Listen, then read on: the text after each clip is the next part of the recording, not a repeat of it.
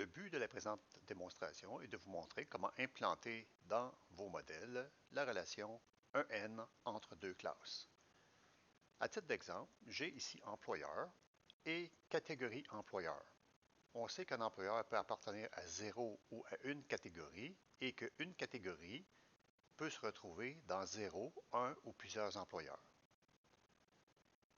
Si je glisse la clé primaire du côté de la table qui contient les catégories vers la clé étrangère dans employeur qui porte le même nom et que j'applique l'intégrité référentielle, je fais créer, on voit très bien la relation 1N.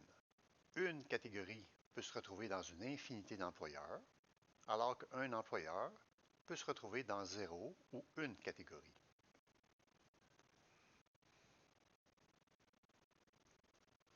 Si on regarde concrètement au niveau des données, j'ai par exemple ici la table catégorie employeur. 1 télécommunications, 2 transport et 3 marketing. Si on va dans la table employeur, Bell appartient à la catégorie 1 de télécom, Mediavox 3, Novartis, aucune catégorie, eBox 1. Plusieurs employeurs peuvent partager la même catégorie, dans ce cas ici 1.